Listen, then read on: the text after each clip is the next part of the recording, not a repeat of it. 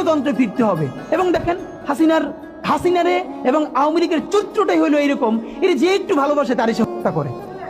শহীদ president Ziaur Rahman Sheikh হাসিনাকে দেশে আসার অনুমতি দিছিলেন, সুযোগ দিছিলেন এবং বলছে থাক সবাই রাজনীতি করুক। আসার 1 মাসের মধ্যে জিয়াউর রহমান শহীদ হয়ে গেছে, 13 দিনের মধ্যে।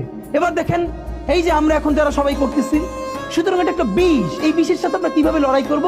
জাতীয় ঐক্যমত্য তৈরি করতে হবে। সুতরাং পলিটিক্যাল পার্টি এবং সবার প্রতি একটা কথা, প্লিজ আপনারা বিএনপিকে শতভাগ কর্নার করে দিন না। বিএনপি এই আধিপত্যবাদ বিরোধী লড়াইয়ের জন্য আমাদের একটা বড় শক্তি। এই শক্তিকে এত বেশি কর্নার করা যাবে না যাতে তারা গিয়ে আওয়ামী লীগের হাত ধরে ফেলে।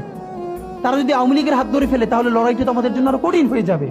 বরং বিএনপির প্রতি আমাদের চ্যালেঞ্জ হলো, যেই বিএনপি বাকশালী সংবিধানের প্রতি প্রেম দেখাবে, তার শহীদ জিয়ার ছবিটার সামনে এনে বলতে হবে যে এই বাকশালী সংবিধান তো জিয়াউর রহমানই ছুঁড়ে মারছিল।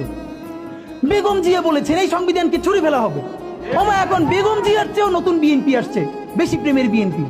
যেই শহীদ প্রেসিডেন্ট জিয়াউর রহমান ইসলামোফোবিক জায়গা থেকে বাংলাদেশের মুসলমান, বাঙালি মুসলমান সব আইডিয়াকে ধারণ করে বাংলাদেশের জাতীয়তাবাদ তৈরি করলেন। এখন একটা নতুন বিএনপি গজাচ্ছে, কেউ চেষ্টা করতেছে পুরো বিএনপিটাকে একটা ইসলামোফোবিক বিএনপি করা। এ কি ভাই, ইসলামোফোবিক বিএনপি সে কোথায় যাবে? সে কি দিল্লি যাইতে চায়? আমাকে আমাদের বিএনপির এক আপা টকশোতে বলল, আমসি তিনি লজ্জায় মরে যান। একটা মেয়ে কিভাবে এরকম একজনের বাসার সামনে বকাঝকা করতে পারে? তার মেয়ের সামনে তিনি এখনো যদি ধমক দেন, মেয়ে কান্না করে ফেলবে। আর তার মেয়ের বয়সী মেয়েরা রাস্তায় এসে তারপর এরকম গালিগালাজ করতেছে একজন বয়োবৃদ্ধ মানুষকে। মানে মনে চায় কি, মাঝে মধ্যে মনে চায় আপনি কিছু বলবেন না, চক্ষু বন্ধ করে থাকবেন। মানে আমি উঠে বলবো করে যে আপনার এই মেয়ে ঠিকই তো আছে, ও তো জুলাইতে রাস্তায় নামে নাই। যেই মেয়ে গালিগালাজ করে ও তো জুলাইতে নামে ওর ঘর সংসার হারানোর পালা হয়েছে। একটা মেয়ের স্টেটমেন্ট দেখছেন, একটা মেয়ে বলতেছে যে আমি তো ইন্টার ফেল, টাইনে টুইনে পাস করছি, আমি কোটা মোটা দিয়ে কি করব? কি ভীষণ সত্য উচ্চারণ, বলতেছে এই কোটা দিয়ে আমি কি করব? আমি তো টাইনে টুইনে ইন্টার পাস করছি, আমি ফেল করছি, আমার কয়দিন পর বিয়ে হয়ে যাবে। কিন্তু আমার ভাইয়ের রক্ত দেখে আমি থামতে পারি না, আমি রাজপথে নামে আসছি।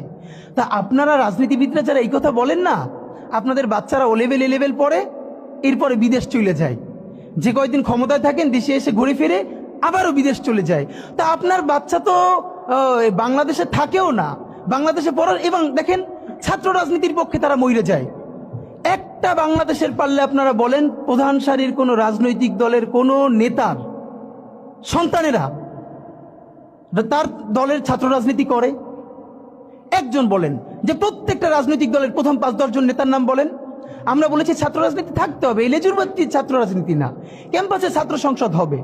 কিন্তু খুব যুক্তি দেওয়ার চেষ্টা করেন, তখন যখন বললাম